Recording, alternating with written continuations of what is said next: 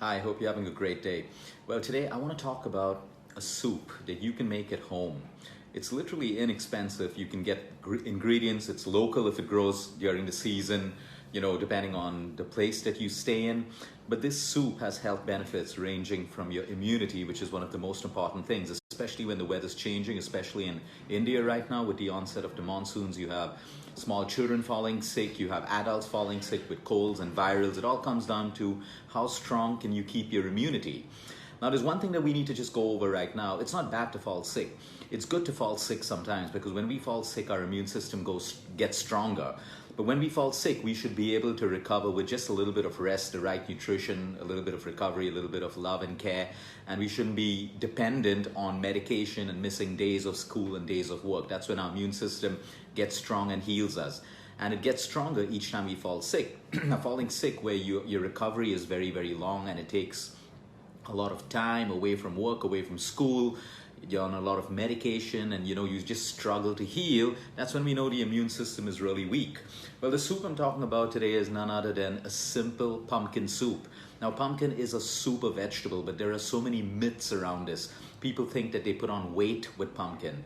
People think that it's bad for their sugar levels and that your diabetic levels are going to increase. Well, when it comes to diabetes, there are foods that are good for you, there are foods that are bad for you, but it's more about your glycemic load. So you can't really give the food a bad name, and of course, unless it's refined sugar, it's white flour and all the junk and processed food.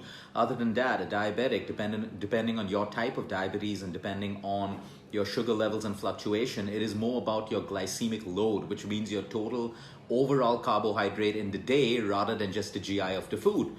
Well, why pumpkin? Because whether it comes to cancer, whether it's diabetes, whether it's asthma, whether it's good skin and good hair, this vegetable finds its place in all of these treatments. And I'll tell you exactly why. Pumpkin is rich in something called beta carotene. Now, a lot of people supplement with vitamin A, synthetic vitamin A, and I'm against that because too much of synthetic vitamin A is actually toxic for your liver. It can cause hair loss instead of actually improving your hair.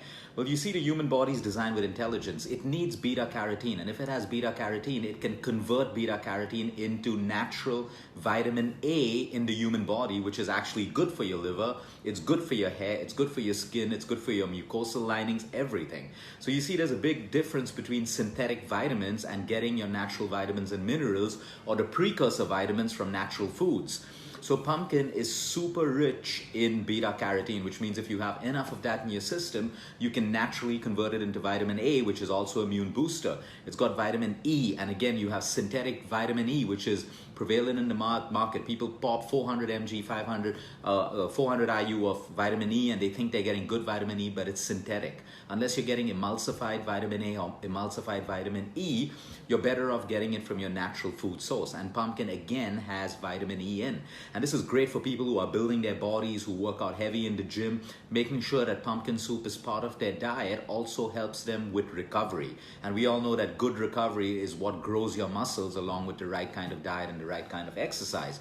It's a low-calorie soup. When you make pumpkin soup at home, that means you're not going to fill it with butter, you're not going to fill it with cream and all of the crap that restaurants put in to make it taste good. It's actually a very low-calorie and a high-fiber meal. High fiber, again, why? Because most of us are deficient in fiber.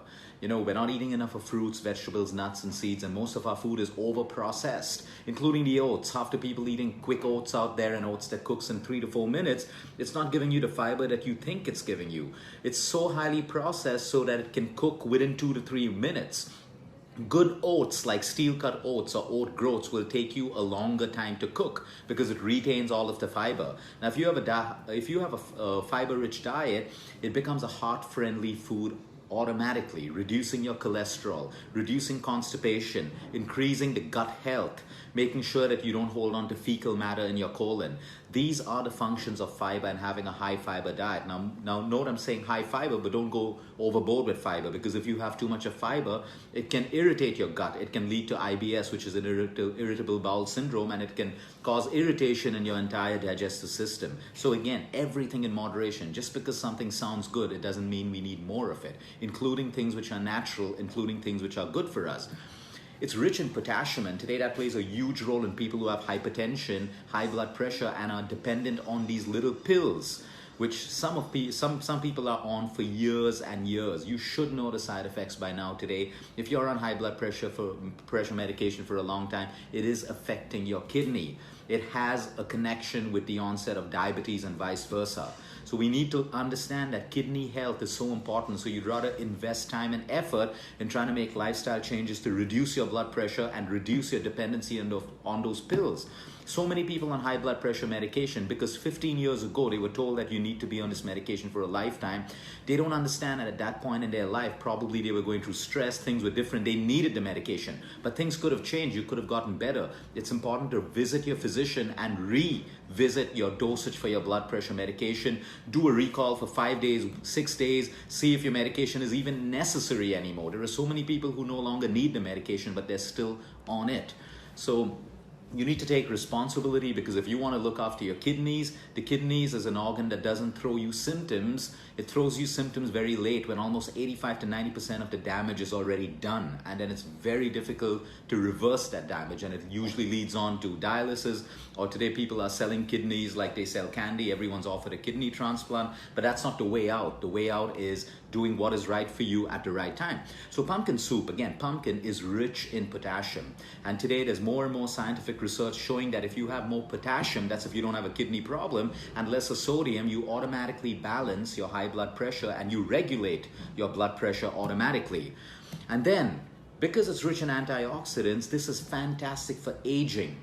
You know, a lot of us are aging faster than we're supposed to. So some of us may be 25, 30, but our actual age is probably 45 or 50, because degeneration and aging is happening in the human body rapidly with the amount of pollution, the free radicals that we create in our body from contamination in food, toxicity from plastic, contamination in water, the cosmetics and creams that we use, the hair colors. We're constantly putting toxins in the body, which is aging us way before our actual time. Now, the more antioxidants you have in your system, which pumpkins have, and we did a video a couple of days about pumpkin seeds, and we were amazed with the health benefits of pumpkin seeds. Again, it comes from the same plant. I mean, that's the seed. This is the actual vegetable. So it can help you slow down degeneration. You have degeneration in your brain, in your muscles, in your body, whatever it is. You want to look at these natural things that can slow down degeneration. I'm not saying this is the fountain of youth vegetable where you have pumpkin and you're going to become younger. No, but if we slow down, we don't have to age rapidly. So it's not about getting younger, it's about aging gracefully. And pumpkin has these amount of antioxidants that can neutralize and oxidize free radicals, helping you with that process. So when it comes to beta carotene, there are so many asthmatic patients out there and they're constantly on the pump, and all of that stuff may be necessary, but look at your food, because there are so many foods that contain vitamins, minerals, and beta carotene, which will help you with your asthma, which will help you with your heart health, reducing inflammation in the body. Rich in fiber, again, means low inflammation, type 2 diabetes, obesity. Why? It's low calorie, it's high fiber, it keeps you full for a longer period of time. It's great for sleep, so I would put a pumpkin soup in my dinner because it's rich in tryptophan. Tryptophan is an amino acid that helps you boost sleep. Tryptophan is also a precursor to serotonin, which is a happy hormone. So it helps us feel happy. A lot of us are depleted of dopamine because we use it too much with instant gratification, technology, and all of these things. We're depleting dopamine, and serotonin automatically falls. So when we have the right foods, like dark chocolate, again, is rich in serotonin, which is good for our mood. That's why we like chocolate, because it's good for our mood. But then there's the good quality chocolate, and there's the crap chocolate, which has little or no chocolate in it. It's full of milk emulsifier, solidifier, sugar, and all the other crap, and a lot of flavor and very little real chocolate. So it all comes down to the quality of food and knowing what is right for you. Another point, so how do you make a perfect pumpkin soup? Now, I'm not a chef, but what I can tell you is it's a great way to get a lot of nutrition in.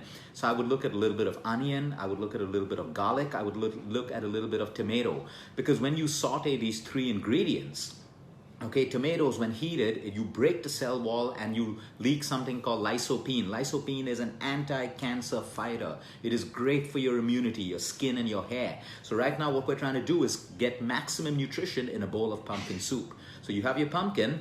I want to add flavor. I'm going to saute some onion, which is rich in quercetin, excellent for your health. You have garlic. We've done videos on garlic. Natural antibiotics, rich in allicin, fantastic for your gut health. And you have tomato, that's your base. Now I would add a little bit of black pepper. I would do the pumpkin for sure. I would add a little bit of moringa because moringa can boost your immunity as well. But now, you can get creative. This is the base. Your tomato, your onion, your garlic, your pink salt, your black pepper, and your pumpkin. You steam your pumpkin, you puree it, you have a fantastic soup. I would use a little bit of cold-pressed coconut oil only because of the numerous health benefits, but if you don't want to do that, you can also use plain ghee. Now, if you live in a country where you get grass-fed butter, it's also great for your health because the bad butter is bad for you, but the good butter, it's rich in a lot of trace minerals, including cobalt, and cobalt is needed in our gut to synthesize vitamin B12. So you see, everything in the right proportion and quantity can actually be great for your health. So you can use ghee as your cooking medium, you could use a cold-pressed coconut oil or any cold-pressed oil for that matter. You could use olive oil for the soup as well, or you could use grass-fed butter just a little bit. This becomes a wholesome meal. Now, how would I add more protein to the soup? I could add mushrooms, I could add green peas, I could add walnuts. I can roast walnuts and almonds and puree it with the with the pumpkin and just boost up this pumpkin soup into a complete meal by itself. This could be my complete dinner because it's got the right fats, it's got protein, it's got my vegetables in, it's got everything I need to complete a whole meal. And it's great for my sleep as well. So now you can be creative and build on this, but you see, it's simple things like this, simple things that boost your immunity and innumerable other things in the body. So we don't have to take a separate pill for our hair, for our skin, for our gut. If we just get it through the food that we eat by combining different ingredients and knowing the value of what nature's given us, that's all that we need to work for our bodies. Have a great day, everyone. Until next time, eat smart, move more, sleep right, and breathe deep.